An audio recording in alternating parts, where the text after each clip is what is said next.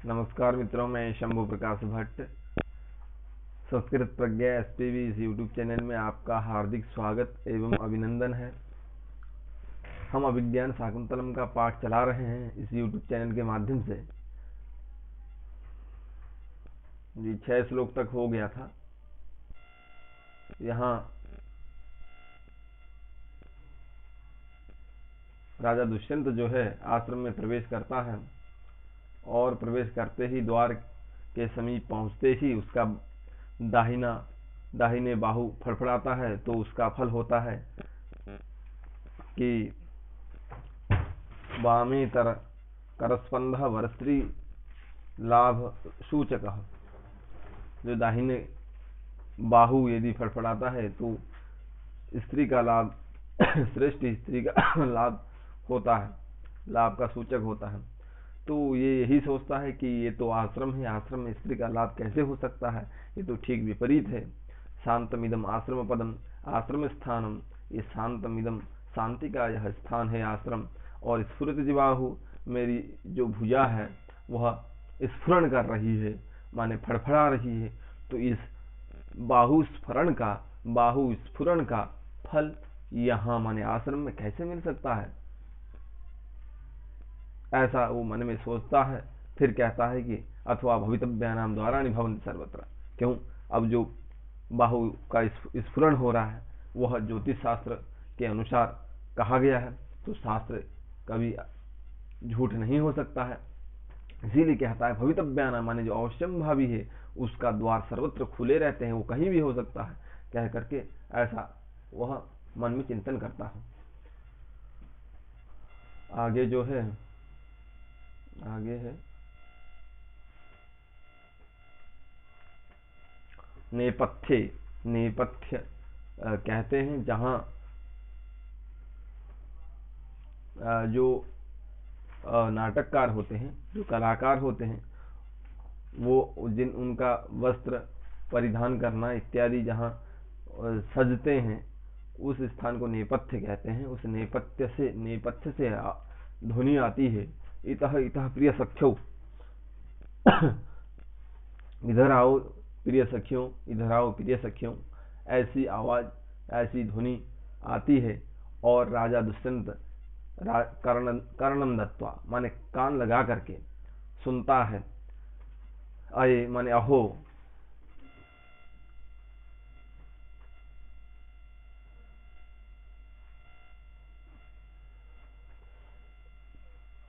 अये दक्षिणेन वृक्षवाटिकाम आलापिव श्रूयते। जिस स्थान पर राजा खड़ा है, चल रहा है, उसकी दाहिने ओर वृक्ष वाटिका है। उस वृक्ष वाटिका में आलाप श्रूयते, आलाप माने होता है वार्तालाप, माने वार्तालाप की ध्वनि सुनाई दे रही है। और यावत अत्र गच्छामि, और वह कहता है कि मैं वहीं जाता हूं। ऐसा राजा दुष्यंत कह करके परिक्रम में अवलोक्य, परिक्रम में क्रम उपाद विक्षेप धातु है। परिक्रम में माने थोड़ा चल करके, और अवलोक्य माने चारों तरफ देख करके।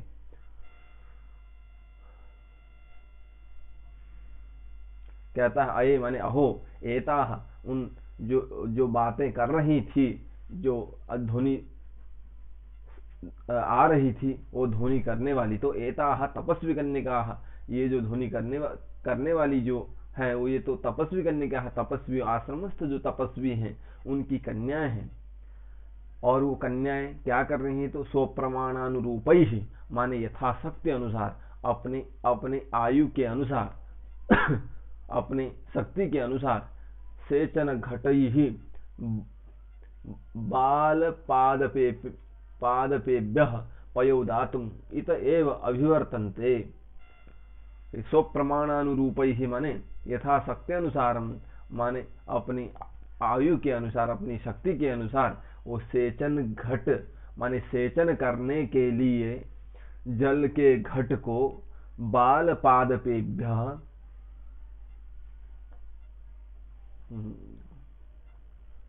कोई टेक्निकल समस्या आ रही है।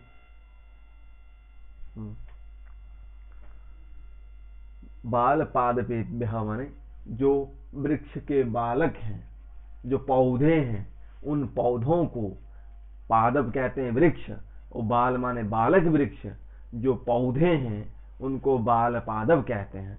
तो उन बाल पादपों को, पौधों को सेचन घटई ही, सेचन के लिए जो घट है, जो जल से भरे हुए जो घट है वो लेके आ रही हैं।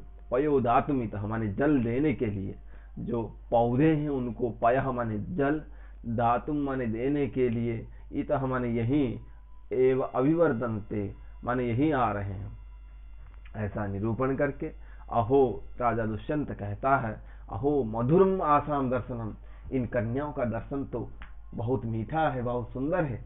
मधुरम आसाम दर्शनम, ऐसा राजा दुष्यंत कहता है। और राजा दुष्यंत उन कन्याओं का वर्णन करते हैं। शुद्धांत दुर्लभम इदम वपुः आश्रम वासिनो यदि जनस्य दूरीकृतः खलु गुणै रुद्यान लता वनलताभिः। अर्थात शुद्धांत दुर्लभमिदम, शुद्धांतेषु दुर्लभमिति शुद्धांत दुर्लभम, मतलब शुद्धांत माने अंतःपुर होता है, शुद्धांतेषु माने अंतःपुरेषु दुर्लभम इति शुद्धांत दुर्लभम इदम वपुः, ये जो वपुः है, जो इनका शरीर है, जो इन तीनों जो कन्याएं हैं, जो बातें कर रही हैं उद्यान में, जो वृक्षों को, पौधों को, पुष्पों को जल दे रही हैं, इनका जो वपुः है, जो शरीर है, ये तो दुर्लभ है। शुद्धांत दुर्लभ इदम माने शुद्धांत अंतःपुर, राजा का जो अंतःपुर है, जो राजा का अंतःपुर है, वहां भी ऐसी स्त्रियां नहीं है, उनसे भी बहुत सुंदर स्त्रियां हैं। इनका जो शरीर है बहुत ही सुंदर है। आश्रम वासिनो यदि जनस्य, आश्रमवासी ये जो जन हैं, आश्रमवासिनो यदि जनस्य, ये आश्रमवासी ऐसा जो शरीर है, ये आश्रमवादी जो जन है, जो कन्या है, इन्हीं का है।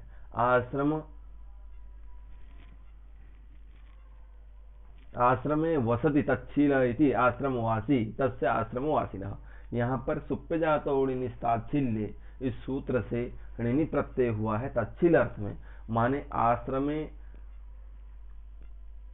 आश्रम में निवास करने का शील है जिनका, स्वभाव है जिनका, उनको कहेंगे आश्रमवासी। वो कौन है? तो वो जो शकुंतला, प्रियंवदा और अनुसूया, ये तीनों कन्याएं वहां जल से पूरित घट को लेकर के वहां बगीचे में पुष्पों को जल दे रही हैं। तो उन्हीं तीनों का वर्णन कालिदास राजा दुष्यंत के मुख द्वारा कर रहे हैं। ये आश्रमवासी जो कन्याएं हैं, इनका जो शरीर है वह दुर्लभ है। शुद्धांत माने अंतःपुर में भी ऐसा शरीर वाली कन्याएं नहीं है। और दूरी कृता खलु गुण ही उद्यान लता बनलता भी, बनलताओं ने, अब यहाँ पर उपमा दे रहे हैं कालिदास, क्योंकि कालिदास उपमा सम्राट हैं।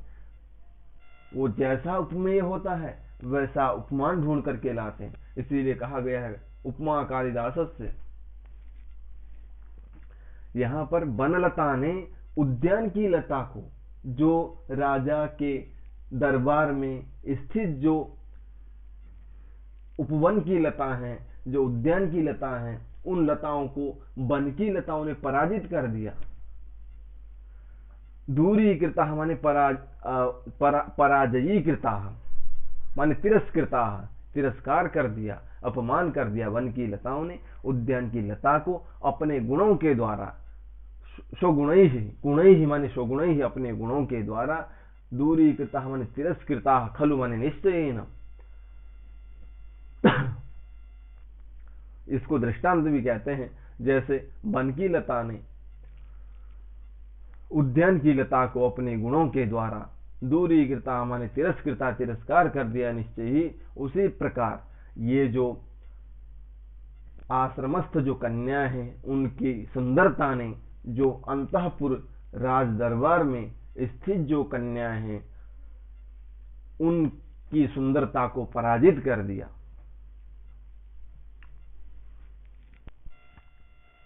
आगे चलते हैं।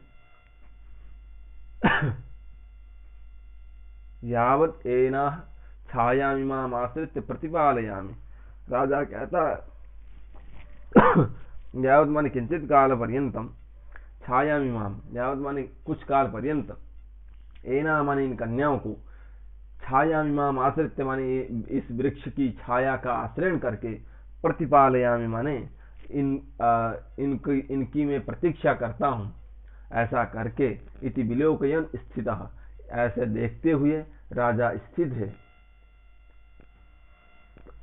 माने छुप करके किसी पेड़ के सहारे वह छुप करके उन कन्याओं को, तीनों कन्याओं को, शकुंतला और शकुंतला की दोनों सखी प्रियंवदा और अनुसया को देख रहा है।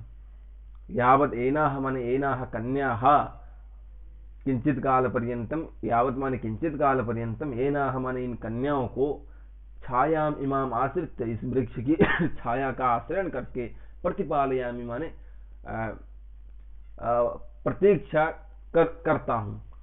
इति विलोकयन्, ऐसा देखते हुए वो स्थित है, वहां छुपा हुआ है। ततः प्रविशति यथोक्त व्यापारा सह सखीभ्याम शकुंतला, और प्रवेश करते ही शकुंतला यथोक्त व्यापारा माने जो घट को कमर में रख करके दोनों सखियों के साथ, यथोक्त व्यापार माने जो क्रिया पहले से कर रही हैं, उस घट को, घड़े को, जल से पूरित घड़े को कमर में रख करके वह सखी जो शकुंतला है वो सखियों के साथ, सखीभ्याम सह सखियों के साथ प्रवेश करती है। और हलास, और एक सखी जो है कहती है, हला शकुंतले तोपि तातकर्णस्य आश्रम वृक्षाः प्रियतरा इति तर्कयामि। शकुंतला को उसकी सखी कहती है हला शकुंतले। हला जो है संबोधन में जैसे हे भो अरे का प्रयोग होता है, उसी तरह हला का भी प्रयोग होता है नाटक में। हला शकुंतले, हे शकुंतला, तत्तोपि तातकर्णस्य आश्रम वृक्षाः प्रियतरा इति। शकुंतला की सखी शकुंतला से कह रही है कि तत्तोपि माने तुमसे भी, तातकर्णस्य माने तातकर्ण को तुमसे भी ज्यादा प्रिय कौन है? तो आश्रम के वृक्ष हैं।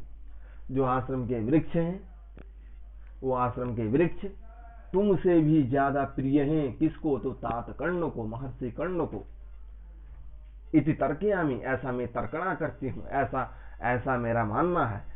वह कहती है क्योंकि येन नवमालिका कुसुम परिपेल वापि त्वम् एतेषाम आल वाल परिपूरणे नियुक्ता।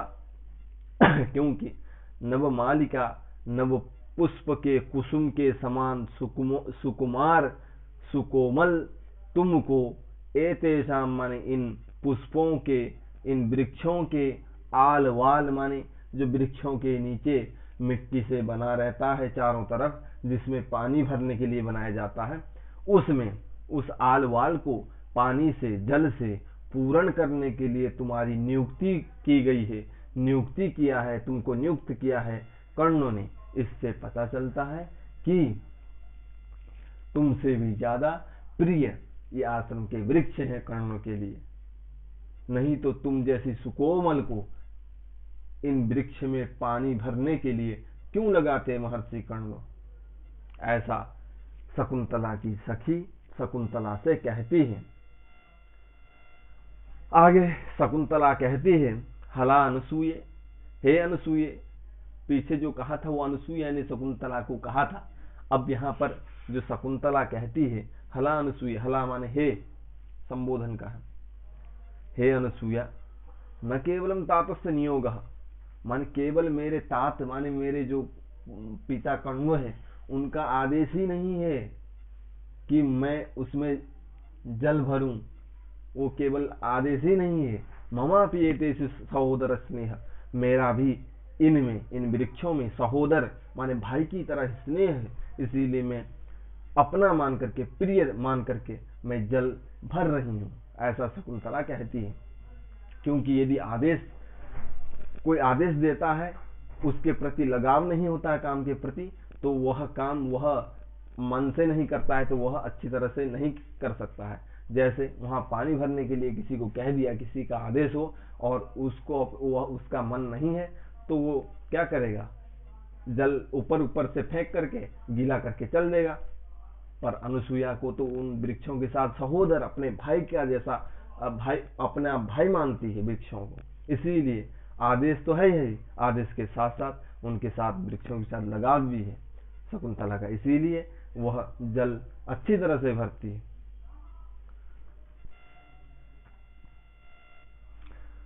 और अनुसुईया के बाद प्रियंवदा कहती है, सखी शकुंतले, दोस्त शकुंतला सुनो। वो कहती है, उदकम लंबिता एते ग्रीष्म काल कुसुमदायिनः आश्रम वृक्षाः। उदक प्राप्त हो गया है किनको, तो एते जो ग्रीष्म काल कुसुमदायिनः, जो गर्मी के मौसम में पुष्प को देने वाले जो वृक्ष हैं, उनको तो हमने जल दे दिए हैं। उदकम लंबिता, उदक माने जल प्राप्त कर लिए हैं। एते ग्रीष्म माने जो गर्मी के समय, ग्रीष्म ऋतु में, गर्मी के समय में, ग्रीष्म काल में, कुसुम माने पुष्प, दायिनः माने देने वाले, जो ये पौधे हैं, जो वृक्ष हैं, उनको तो आश्रम वृक्ष, आश्रम के जो वृक्ष हैं उनको तो जल दे दिए हैं, उन्होंने तो जल प्राप्त कर लिया है। उदकम लंबिता इदानीं, अब इस समय किसको दे, तो अतिक्रांत कुसुम समयानपि वृक्षान सिंचामः। अब इस समय जो है अतिक्रांत कुसुम समयान, कुसुम पुष्प देने के समय को जिसने अतिक्रमण कर लिया हो, माने पुष्प दे चुके हो, जो अब पुष्प देने का समय नहीं है, ऐसे वृक्षों का भी हम सिंचन करें, ऐसा कहती है। तेन अनभिसंबंध गुरु को धर्मो भविष्यति। इससे क्या होगा, तो अनभिसंधि गुरु को धर्मो भविष्यति।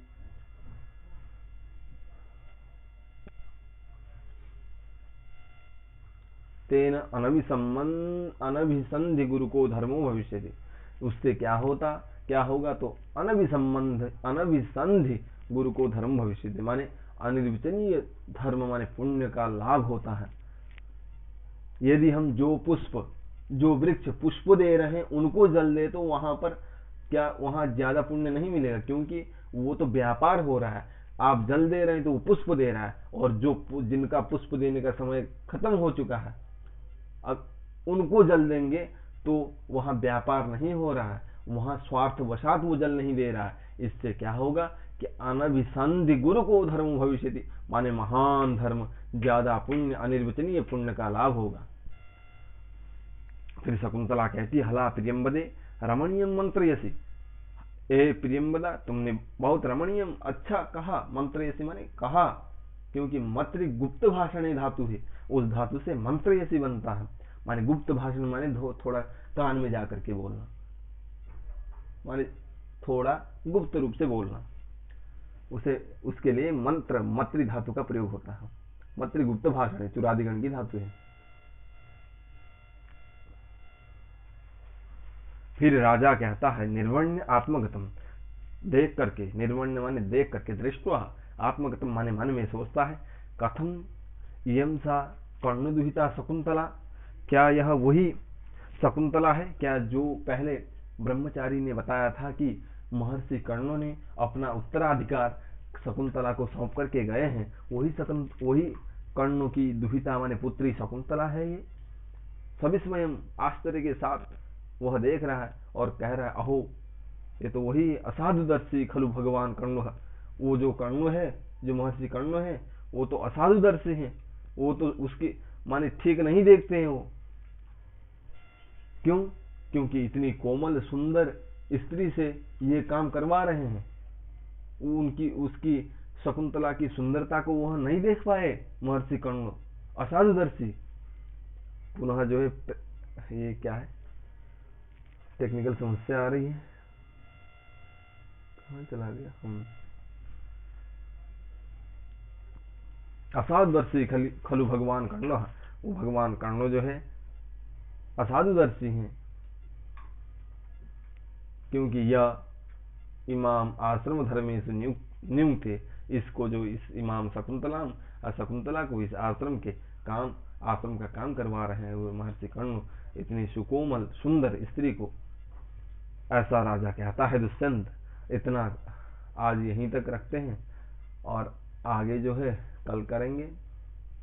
इतना कहते हुए मैं अपनी वाणी को विश्रामता की ओर ले जाता हूँ। धन्यवाद।